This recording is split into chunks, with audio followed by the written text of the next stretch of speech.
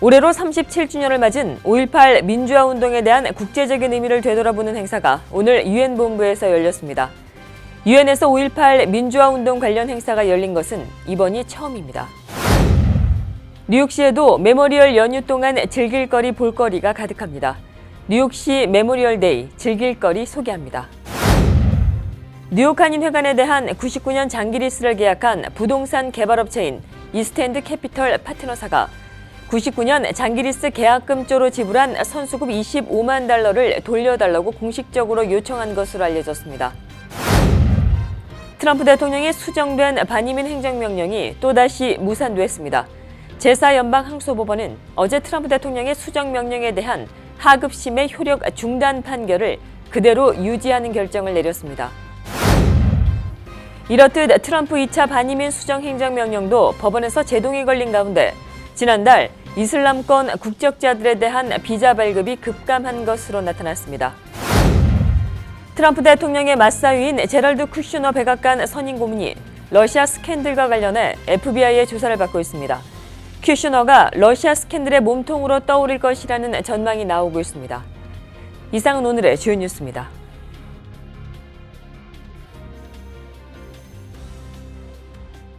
SBI융자 전문은행 뉴밀레니엄뱅크가 홈모기지 융자를 시작했습니다.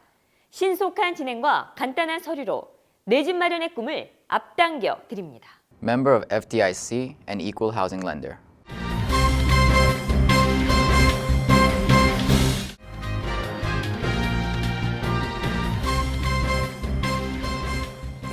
시청자 여러분 안녕하십니까? 5월 26일 KBTV 뉴스9입니다. 올해로 37주년을 맞은 5.18 민주화 운동에 대한 국제적인 의미를 되돌아보는 행사가 오늘 유엔 본부에서 열렸습니다. 5.18 민주화 운동 37주년을 기념하는 국제 세미나가 유엔에서 개최된 것인데요. 유엔에서 5.18 민주화 운동 관련 행사가 열린 것은 이번이 처음입니다. 박소현 기자가 보도합니다. 5.18 민주화 운동의 의미를 재조명하는 행사가 뉴욕 유엔 본부에서 열렸습니다.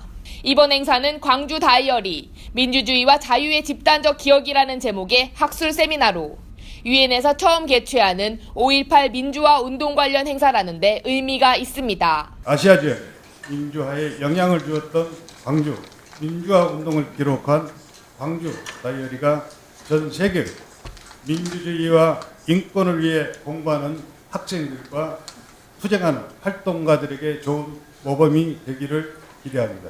오늘 학술 세미나에서는 5.18 희생자 유족과 당시 현장 취재 언론인, 학자, 외교관 등 100여 명이 참석했습니다. 1980년 당시 현장에 있던 외신 기자도 오늘 학술 대회에 참가해 자신이 보고 느낀 것을 말했습니다. And I reported what I had seen. I counted bodies that were there and related the stories that I'd been told by the people who were there, the witnesses. It took a few years and lots more struggle, but it was the beginning of Korean democracy.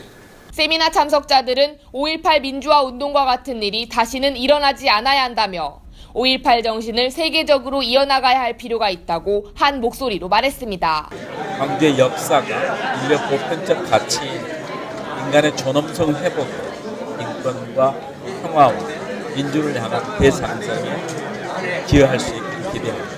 한편 이번 세미나에서는 2011년 유네스코 세계유산에도 등재된 5.18 당시의 기록문 영문 개정판이 공개되기도 했습니다. 진보와 보수를 아우르며 열띤 토론을 펼친 오늘 학술대회. 5.18 정신을 전 세계에 알리는 목소리가 세계 평화와 인권의 중심 뉴욕 유엔 본부에서 울려 퍼졌습니다. KBTV 박소연입니다. 오늘부터 월요일까지 메모리얼 연휴가 시작됩니다. 국내외로 여행을 떠나시는 분들도 많으시지요. 하지만 뉴욕 시내에도 메모리얼 연휴 동안 즐길거리, 볼거리가 가득합니다. 1년에 2번만 볼 수 있는 맨하탄 hen지도 메모리얼 연휴에 볼 수 있다고 합니다. 뉴욕시 메모리얼 데이 즐길거리, 박소현 기자가 소개합니다. 5월의 마지막 월요일 메모리얼 데이. 전쟁으로 사망한 군인을 기리기 위해 시작된 공휴일이지만 계절적 특징과 주말이 겹쳐 이제 메모리얼 데이는 미국의 여름 휴가철이 시작되는 기준이 되기도 합니다. 연휴를 맞아 비행기를 타고 떠나지 않아도 뉴욕시 곳곳에는 다채로운 즐길거리가 다양합니다. 23일부터 7일간 계속되는 프리위크 동안에는 해군들의 행진을 타임스퀘어 광장에서도 볼 수 있으며 육군 공군들도 퍼포먼스를 준비해 육해 공군을 모두 만나볼 수도 있습니다. 1년에 단두 번 5월, 7월에만 볼 수 있는 맨하탄의 기적 맨하탄 hen지도 메모리얼 연휴에 볼 수 있습니다. 태양의 일몰 궤적과 맨하탄 스트릿 선상이 정확하게 일치해 도심 마천루 사이에 태양이 걸쳐 있는 것처럼 보여 영화 속 한 장면을 방불케 합니다. 글렌우드에서는 올해도 어김없이 메모리얼 데이 무료 콘서트를 개최합니다. 좌석을 찾지 못해도 돗자리만 가져오면 잔디밭에 앉아 아름다운 음악을 감상할 수 있습니다. 거버너스 아일랜드, 코니 아일랜드에서도 다양한 축제가 열립니다. 뉴욕의 대표 명소 센트럴파크에서는 걷기 행사와 투어가 준비되어 있으며 존스비치에서는 여름을 알리는 메모리얼 데이 에어쇼가 열립니다. 굳이 멀리 가지 않아도 연휴 계획을 놓쳤어도 뉴욕 주변에는 볼거리, 즐길거리가 한가득입니다. KBTV 박수연입니다. 메모리얼 연휴를 맞아 여행을 계획하고 계신 분들 많으실 텐데요. 잦은 열차 사고에도 불구하고 오늘 아침부터 펜스테이션엔 여행객들로 붐볐습니다. 기차를 선택한 여행객들은 뭐니 해도 기차 여행이 가격과 시간 대비 가장 효과적이라고 입을 모읍니다. 김희삭 기자입니다. 메모리얼 연휴를 맞아 오늘 아침부터 공항과 역, 고속도로에는 많은 여행객들로 붐볐습니다. 특히 최근 잇따른 열차 사고에도 불구하고 오늘 아침 맨해튼 펜스테이션에는 많은 여행객들로 몰려 눈길을 끌었습니다. 그도 그럴 것이 이번 메모리얼 연휴에 집을 나서는 여행객들은 기차 여행을 단연 1순위로 꼽았습니다. 실제 오늘 아침에 기차역에서 만난 사람들은 엠트랙의 문제점을 지적하면서도 휴가철엔 기차 여행이 최고라고 답했습니다. 가격과 시간 대비 기차 여행이 가장 효과적이라는 의견입니다. 엠트랙은 펜스테이션의 대대적인 개보수 공사를 7월 7일부터 25일, 또 8월 4일부터 28일 두 차례에 걸쳐 집중 실시한다는 계획입니다. 한편 올해 메모리얼 데이 연휴 기간엔 4천만 명이 여행을 떠날 것으로 예상됐습니다. 전미 자동차 연합은 메모리얼 데이 연휴 기간인 27일부터 29일까지 약 4천만 명이 50마일 이상 장거리 여행을 떠날 것으로 전망했습니다. 이는 지난해보다 100만 명 이상 증가한 것으로 2005년 이후 12년 만에 가장 많은 수치입니다. KBTV 김희삭입니다. 뉴욕 한인회관에 대한 99년 장기 리스를 계약한 부동산 개발업체인 이스트헤드 캐피털 파트너사가 99년 장기 리스 계약금조로 지불한 선수금 25만 달러를 돌려달라고 공식 요청한 것으로 알려졌습니다. 뉴욕 한인회는 해당 회사가 서한을 통해 뉴욕 한인회관 99년 장기 리스 계약을 이행할 것이 아니면 미리 지불했던 25만 달러를 돌려달라고 했다고 밝혔습니다. 또 만일 돈을 돌려주지 않으면 법적 소송도 불가피하다는 입장을 담고 있다고 밝혔습니다. 25만 달러는 이 부동산 회사가 뉴욕 한인회관 99년 리스 계약을 맺은 후에 민승기 전 뉴욕 한인 회장에게 선수금 명목으로 지불한 돈입니다. 이와 관련해 뉴욕 한인회는 이미 탄핵당한 민승기 씨의 계약은 원천 무효라며 이는 당사자인 민승기 씨가 해결할 문제라는 입장인 것으로 전해졌습니다. 또 뉴욕 한인회 계좌에 25만 달러가 입금이 된 기록이 없기 때문에 돌려줄 돈도 없다는 입장인 것으로 전해졌습니다. 트럼프 대통령이 수정된 반이민 행정명령이 또다시 무산됐습니다. 제4연방항소법원은 어제 트럼프 대통령의 수정 명령에 대한 하급심의 효력 중단 판결을 그대로 유지한다는 결정을 내렸습니다. 항소법원은 트럼프 대통령의 수정 명령은 모호한 말로 국가안보를 내세우고 있지만 내용은 종교적인 무관용과 반감, 차별로 가득 차 있다고 결정 사유를 밝혔습니다.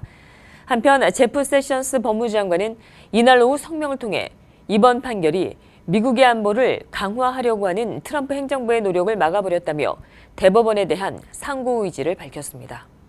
이렇듯 트럼프 2차 반이민 수정 행정명령도 법원에서 제동이 걸린 가운데 지난달 이슬람권 국적자들에 대한 비자 발급이 급감한 것으로 나타났습니다.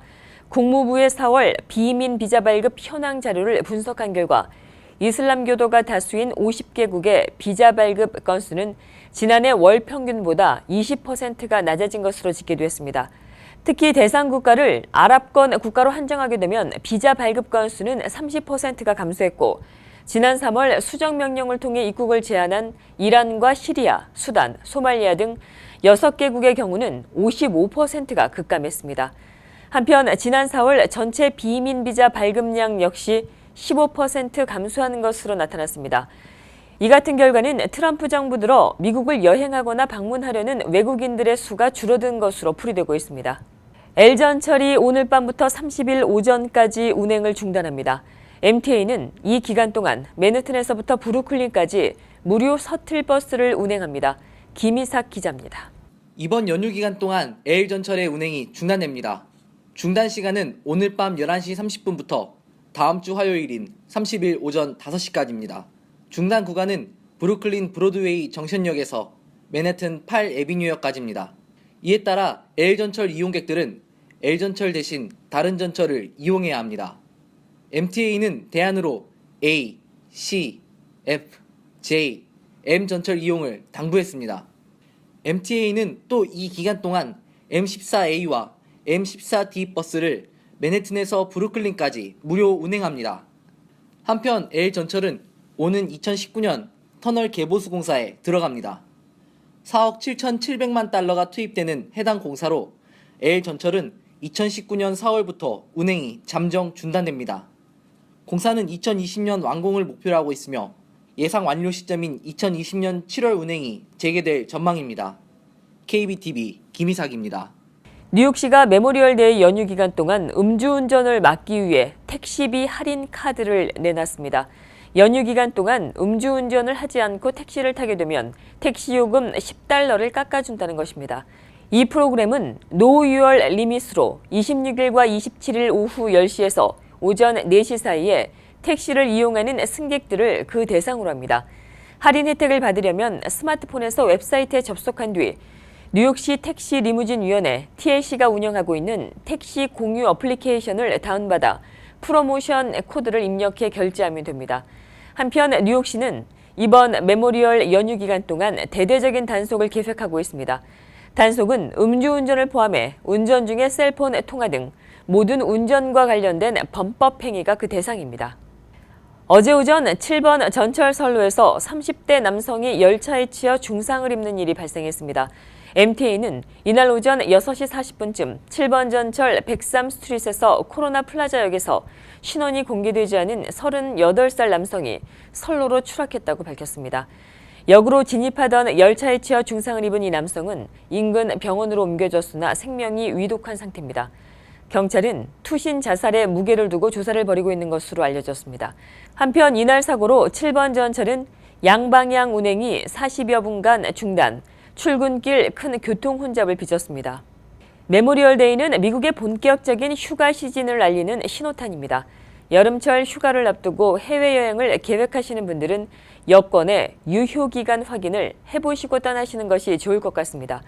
유효기간이 얼마 남지 않은 여권으로 외국을 방문했다. 해당 국가에서 요구하는 여권 잔여 유효기간 규정에 맞지 않아 입국 자체를 거절당할 수 있기 때문입니다. 업계에 따르면 이같이 여권 잔여기간 규정이 맞지 않아 여행을 미루거나 포기해야 하는 사례가 끊임없이 이어지고 있는 것으로 알려졌습니다.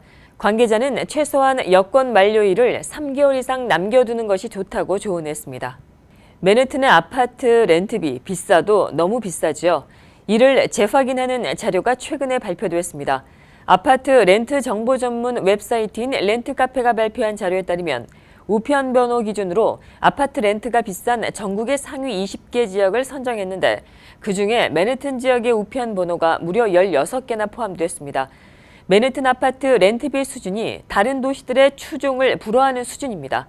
전국에서 아파트 렌트가 가장 비싼 지역의 우편 번호는 맨해튼 배터리팍 시티를 포함하는 1028이었습니다. 이 지역의 한 달 평균 렌트비는 $5,924로 전국에서 유일하게 $5,000를 넘겼습니다. 2위는 역시 맨해튼 지역입니다. 맨해튼 렉스힐 10065, 3위는 링컨 스퀘어, 어퍼 웨스트 사이드를 포함하는 10023으로 나타났습니다. 맨해튼 한인타운의 우편 번호인 10001은 한 달 평균 렌트비가 $4,373로 전국 11위에 올랐습니다. 2012년 동부 지역을 강타한 허리케인 샌디를 기억하시나요? 큰 피해를 입었던 뉴저지 저지 쇼레는 피해 복구를 끝내고 해안가에 새로운 롤러코스터가 설치됐습니다. 박소현 기자입니다. 뉴저지 시사이드 하이츠에 위치한 카지노 피어에 새로운 롤러코스터가 등장했습니다. 해안가 주변에 놀이기구를 설치해 이용객들의 사랑을 받았던 카지노 피어는 과거 2012년 허리케인 샌디로 인해 큰 피해를 입었습니다. 놀이기구 전체가 물에 잠기는 등 이 지역은 가장 큰 피해를 입은 지역으로 알려졌습니다. 하지만 5년 만에 피해 복구를 모두 완료하고 5월 물에 잠긴 롤러코스터 하이드러스를 다시 설치했습니다. 이번에는 해안가와 멀리 떨어진 곳에 놀이기구를 설치했습니다. 이용객들은 다시 돌아온 하이드러스를 환영했습니다. I think I like this one better because it's just like a better drop, but that one obviously we missed. 슈퍼 허리케인 샌디로 인한 피해를 복구하는 데에는 많은 시간이 걸렸지만 더욱 안전에 신경을 쓴 카지노 피어. 이 피어 주변에는 곧 박물관도 생길 예정입니다. 이제 이용객들은 전보다 안전하게 더 많은 즐길거리를 누릴 수 있게 됐습니다. KBTV 박소연입니다. 트럼프 대통령의 맞사위인 제럴드 큐슈너 백악관 선임 고문이 러시아 스캔들과 관련해 FBI 조사를 받고 있습니다. 이런 가운데 큐슈너가 러시아 스캔들의 몸통으로 떠오를 조짐이 보이고 있습니다. 러시아 스캔들과 관련해 큐슈너가 수사 대상임이 확인된 것은 이번이 처음입니다. 쿠슈너는 지난해 대선 기간과 대선 승리를 전후해 세르게이 키슬라프 주미 러시아 대사를 비롯한 러시아의 문제적인 인물들과 빈번히 접촉한 것으로 알려지고 있습니다. 그는 키슬라프 주미 러시아 대사 이후에도 러시아 국영 브레시코놈 뱅크의 세르게이 고르코프 은행장과도 만났습니다. 고오릭 변호사는 향후 FBI 수사 상황 등에 대해 큐슈너가 성실히 임할 것이라고 말했습니다. 지구 바깥에 떠있는 국제우주정거장이 지난 20일 발생한 데이터 중계 박스의 갑작스러운 고장으로 긴급 수리에 들어갔습니다. 노련한 우주 비행사가 직접 장비를 교체하는 장면이 실제 영화 속을 방불케 합니다. 박소현 기자가 보도합니다. 우주 비행사가 우주선 바깥에서 유영하며 능숙하게 직접 장비를 교체합니다. 실제 공상 영화 속 한 장면 같은 이 영상은 미국 항공우주국 나사가 공개한 것입니다. 지난 3월 설치된 데이터 중계 유닛의 소프트웨어 고장으로 우주 비행사가 직접 장비를 교체, 수리하는 모습입니다. 이 기계의 수리 작업은 57세 여성 패기 윗슨이 맡았습니다. 윗슨은 우주로 날아간 최연장 여성이며 우주에서 그 누구보다 오랜 시간을 보낸 노장입니다. 3시간에 걸친 수리 작업이 성공적으로 마무리되자 이들은 환호를 외쳤습니다. In SIMO here, with Whitson in the process of removing the failed multiplexer demultiplexer at the S0 truss on the backbone of the International Space Station. 무사히 수리한 이 기계는 국제우주정거장의 태양광 패널과 방열기, 로봇 장비들을 작동시키는 데 있어 매우 필수적입니다. 이 기계가 고장나면 국제우주정거장은 물론 안에 있는 우주 비행사들에게도 치명적인 결과를 가져올 수 있습니다. 지구 밖 우주정거장을 지키며 연구하는 능숙한 우주비행사의 작업으로 우주연구는 오늘도 평화롭습니다. KBTV 박소연입니다.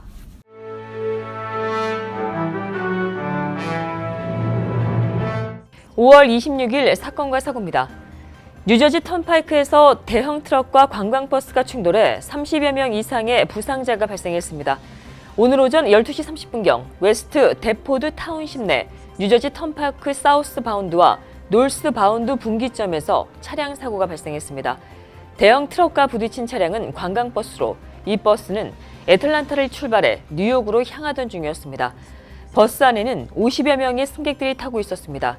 투어버스는 빗길로 미끄러운 도로를 달리다 그대로 옆으로 쓰러져 버스가 완전히 전복됐습니다. 이어 버스는 지나가던 대형 트럭과 그 자리에서 충돌했습니다. 이날 사고로 버스에 타고 있었던 30여 명 이상의 승객은 부상을 입어 근처 병원으로 급히 이송됐습니다. 다행히 숨진 사람은 아직까지 확인되지 않았습니다. 이날 사고로 약 5시간 동안 근처 도로가 폐쇄됐습니다. 지난 밤사이에 내린 강한 비로 나무가 쓰러져 뉴욕과 뉴저지 곳곳이 피해를 입었습니다. 오늘 새벽 4시경 뉴저지 모리스타운 내 한 가정집에 커다란 나무가 떨어져 집을 그대로 덮쳤습니다. 나무는 집 외벽을 뚫고 집 안까지 들어왔습니다. 잠을 자고 있던 가족들은 무언가 쿵 하고 떨어지는 소리에 급히 대피했으며 다행히 인명피해는 발생하지 않았습니다. 나무는 소방당국의 도움으로 무사히 치웠습니다. 한편 뉴욕 퀸즈 지역에서도 비바람에 나무가 고속도로에 떨어져 아찔한 사고가 발생할 뻔했습니다.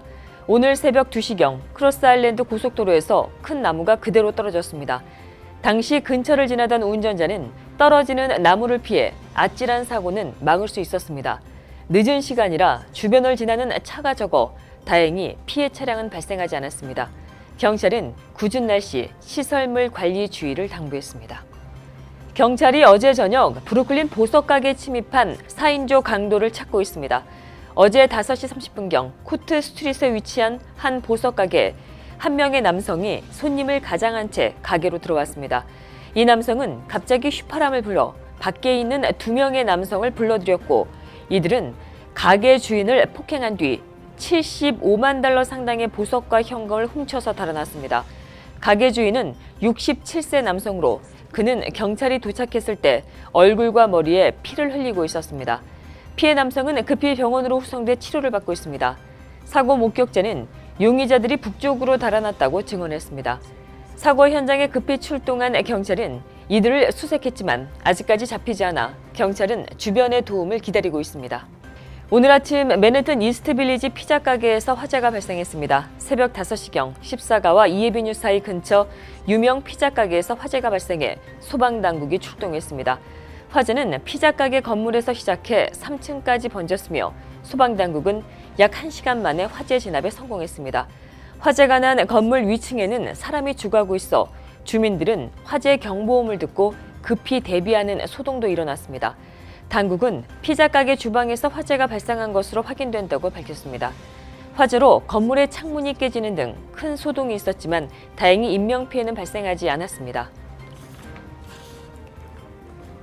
계속해서 오늘의 주요 단신 이어집니다. 미군이 30일 북한의 대륙간 탄도미사일 공격에 대비한 요격 훈련을 실시합니다.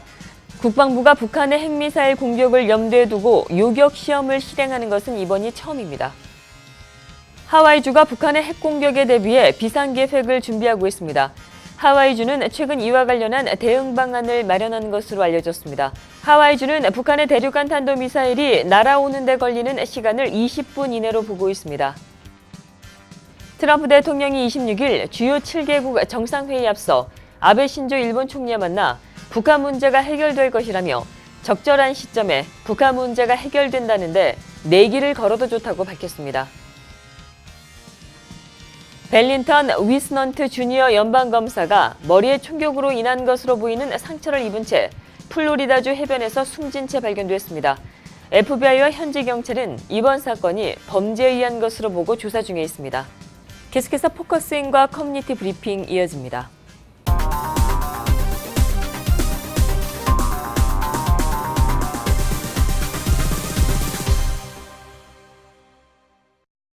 네, 5.18 민주화운동 기념학술 대회가 지난 26일 유엔에서 최초로 개최됐습니다. 오늘 이 시간은 행사를 주관한 우리 김양래 5.18 기념재단 상임이사님 모시고 진행하도록 하겠습니다. 안녕하십니까? 네, 안녕하십니까? 네네. 최초로 유엔에서 5.18 기념학술 대회가 열렸습니다. 세계적인 석학들과 또 인사들이 참여해서 행사가 진행이 됐는데요. 이번 행사를 통해서 꼭 알리고 싶었던 부분이 있었다면 어떤 부분일까요? 우선 굉장히 많은 분들이 참여를 해서 아주 뜻깊은 행사가 됐습니다. 특히 이제 유엔 내에 있는 분들, 또 유엔에 등록된 그 NGO들, 그리고 이제 우리 동포들, 동포 사회까지 폭넓게 참여를 해주셔가지고 아주 좋은 행사가 돼서 우선 감사의 말씀 먼저 좀 드리고 싶고요. 이번 행사를 계기로 5.18과 관련된 내용들이 앞으로 어떻게 됐으면 좋겠는가 하는 그 방향도 어느 정도 제시가 됐지만 또 하나는 지금까지 논란이 됐던 많은 내용들에 대해서 좀 정리할 수 있는 좋은 기회가 됐다. 특히 보수와 진보의 시각이 다르지 않다. 바르게 보고 원칙과 그 사실, 진실을만 놓고 봤을 때는 다르지 않다라고 하는 것들을 확인할 수 있는 기회였다고 생각합니다. 네네, 그렇군요. 지금 말씀 주신 부분에서 꼭 이제 진상규명이라고 얘기를 해야 될까요? 예, 예. 좀 왜곡된 그런 부분이 있다면 어떤 부분이 있고 이 부분은 반드시 좀 밝혀져야 된다. 예. 왜곡이라고 하는 부분들은 사실은 이렇습니다. 5.18과 관련돼서 정부가 공식으로 발표한 내용이라고 하는 것이 1980년 6월에 발표한 게 거의 전부예요. 88년에 그 국회 청문회가 있었지 않습니까? 5.18 청문회가 있었는데 그 청문회는 사실 그동안에 덮여 있었던 많은 사실들이 새로 부각되고 드러난 건 사실이에요. 근데 그것이 마지막에 청문회 보고서를 채택하지 못했습니다. 당시에 여당이 반대를 해가지고. 그러니까 채택이 안 돼 버리니까 그냥 논란이 되고 말았어요. 그 다음에 그 정치권이 서로 합의를 합니다. 이건 이 정도면 민주화 운동이라고 하자. 이래서 5.18 민주화 운동이라고 그냥 자기들끼리 정치적 협상에 정해버린 거예요. 그러니까 진상규명이 되지 않고 민주화 운동으로 정하고 책임자 처벌이 제대로 되지 않고 넘어갔는데 나중에 대법원에서 처벌을 1997년에 합니다. 그때 전두환은 1, 2심에서 사형이었고 대법원에서 무기징역을 받고 노태우는 1, 2심에서 무기징역이었고 대법원에서 17년형을 받습니다. 근데 그 다음에 또 어떤 문제가 생겼냐. 얼마 되지 않아서 또 특별 사면을 해버려요. 용서도 청하지 않고 사과도 하지 않았는데 특별 사면을 해준단 말이에요. 이게 이제 반인륜적 행위를 저지른 사람들에게까지 그렇게 관대하게 소위 특별 사면을 해버리니까 그때부터 왜곡이라고 하는 현상이 나타납니다. 난 잘못한 게 없다. 법에서 사면해줬지 않냐. 이런 식으로 돼가지고 이게 이제 계속해서 왜곡 현상들이 지금 나오기 시작하고 이제 눈덩이처럼 커져가지고 처음에는 5.18은 광주 시민의 폭동이다. 이렇게 했어요. 근데 이제 전부 조사를 해보니까 광주 시민들이 총을 가지고 있었지만 은행이 털린 곳이 없고 가게가 털린 곳이 없고 자기들끼리 없는 건 나눠 먹고 서로 지키고 이랬단 말이에요. 또 뭐 강도, 절도, 무슨 강간 이런 강력 사건이 하나도 없었던 거예요. 네네. 이러니까 이제 이건 폭동이라고 할 수 없는 상황이에요. 그 다음에 뭘 하려고 했냐면 북한 간첩들이 와서 이걸 사주를 해가지고 주도했다. 근데 수사를 하는 과정에 간첩이 한 사람도 나오지 않은 거예요. 거기에다 광주 시민들이 열흘간의 항쟁 중에 총을 들고 있으면서 거동 수상자를 또 잡아다가 경찰에 넘겼어요. 이러니까 이제 간첩 행위라고 할 수 없는 거예요. 그리고 나온 게 지금 요새 북한군이 나온 겁니다. 네네. 그래서 이제 북한군 관련된 내용들이 그런 내용들이 이제 많이 해소가 되고 있습니다. 지금 또 사법 처리가 지금 진행이 되고 있는 상황이고. 그래서 저희들은 요즘에 이제 또 새로운 사실들이 드러났죠. 헬기에서 기총수사를 했다고 하는 내용도 드러났고, 그 국립과학수사연구소가 발표했으니까요. 근데 그런 사실들이 드러났는데도 불구하고 정부에서 공식적으로 5.18과 관련돼서 진상 보고서가 없어요. 네네. 그래서 진상 규명과 진상 규명 보고서가 반드시 필요한 상황이고요. 거기에 의해서 책임자가 밝혀진다면 어떻게 할 것인가 하는 것은 그 다음의 문제고요. 지금 그런데 이제 이번에 새로운 그 문재인 대통령께서 진상 규명은 필요하고 또 그건 반드시 당신이 챙기겠다라고 의지를 밝히셨으니까 저희들도 협력해서 이 문제를 반드시 좀 잘 될 수 있도록 그렇게 해볼 생각입니다. 네네. 그러면 아무래도 좀 한국에서의 움직임도 좀 달라질 수 있겠네요. 당연히 그렇죠. 그런데 네네. 이제 문제는 그래요. 37년이나 지난 문제니까 군에서는 1988년 청문회를 할 때부터 그때부터 이미 자료를 폐기하기 시작했습니다. 네네. 조작하고 없애버리거나 이제 그랬는데 그럼에도 불구하고 군이 가지고 있는 그 정보도 아직 다 내놓지는 않고 있고요. 그래서 이제 그런 군에서 가지고 있는 정보를 제대로 내놓고 또 저희들도 그 사이에 많은 정보를 모았습니다. 특히 이제 민간에서는 정보가 별로 없었어요. 그전에는요. 근데 왜냐하면 민간은 기록을 할 수가 없었으니까 그때는. 그런데 이제 지금 저희들이 가지고 있는 기록이라고 하는 것은 민간인들이 가지고 있던 기억과 또 그들의 증언 이런 것들을 가지고 있기 때문에 이런 게 이제 효과적으로 이거 정리가 될 수 있지 않겠는가 그런 생각을 하고 있습니다.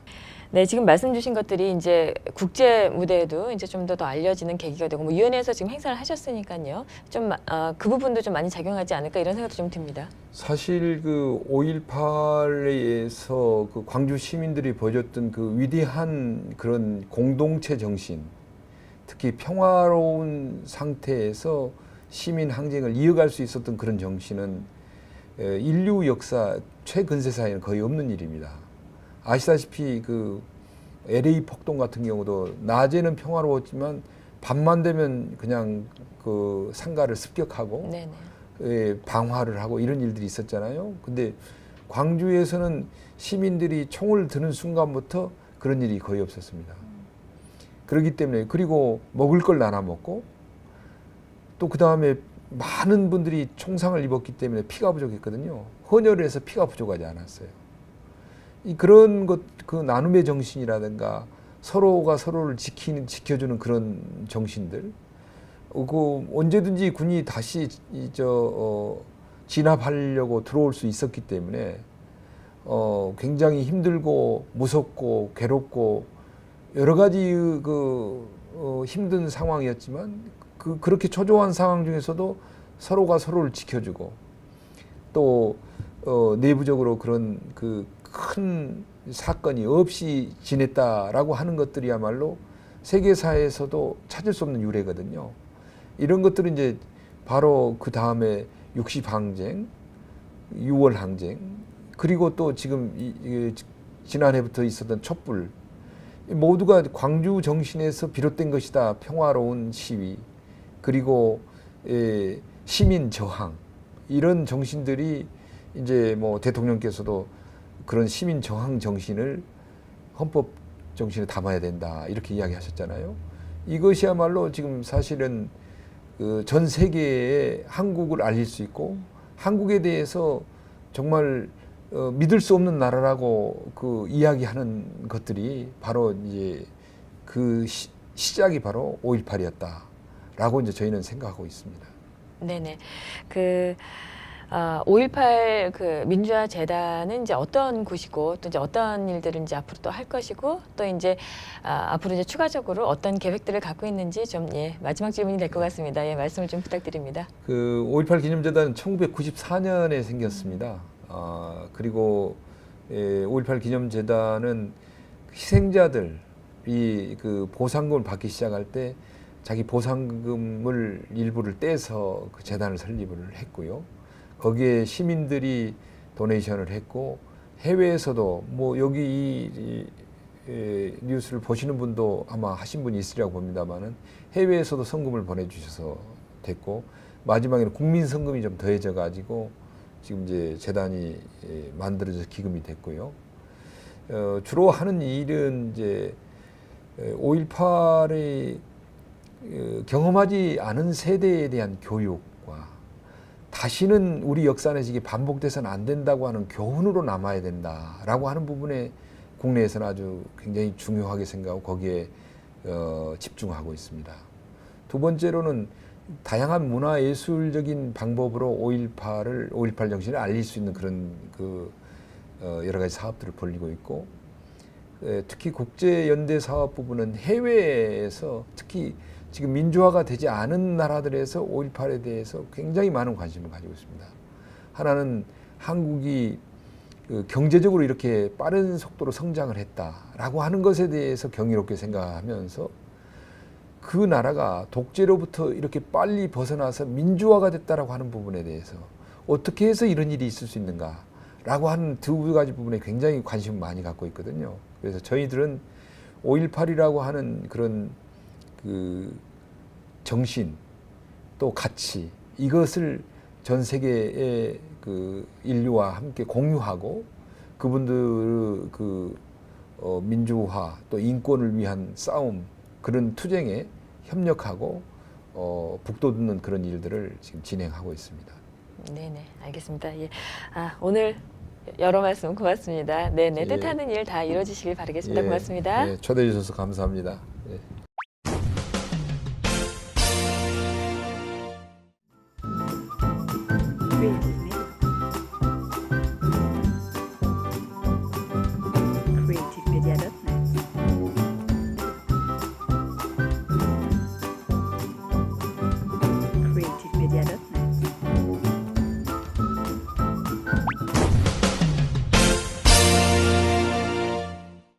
계속해서 환율과 증시 보시겠습니다.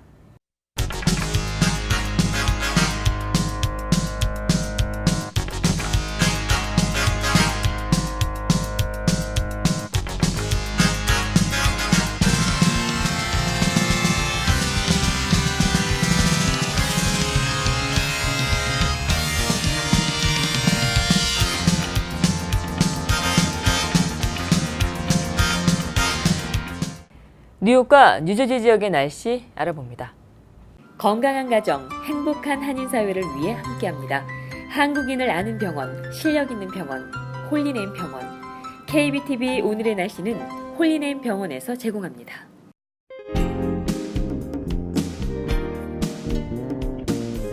오늘은 기온도 오르고 날도 선선해 별 문제없는 하루였습니다. 하나 하늘은 맑았지만 오후 사이 비구름이 끼는 지역도 보였습니다. 뉴욕 최고 75도, 한밤 60도입니다.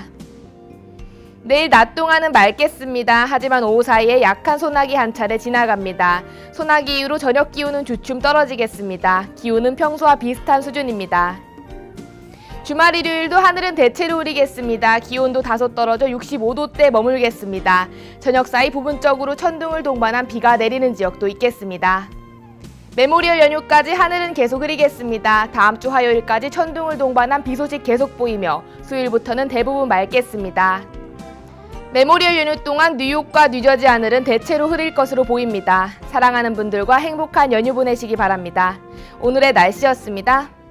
건강한 가정, 행복한 한인사회를 위해 함께합니다. 한국인을 아는 병원, 실력 있는 병원, 홀리네임 병원. KBTV 오늘의 날씨는 홀리네임 병원에서 제공합니다. 이상으로 26일 보내드린 KBTV 뉴스9 모두 마치겠습니다. 오늘도 KBTV 뉴스9과 함께해 주신 시청자 여러분 고맙습니다. 좋은 연휴 되십시오. SBI융자 전문은행 뉴밀레니엄뱅크가 홈모기지 융자를 시작했습니다.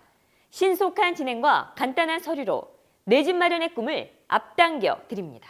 Member of FDIC and Equal Housing Lender.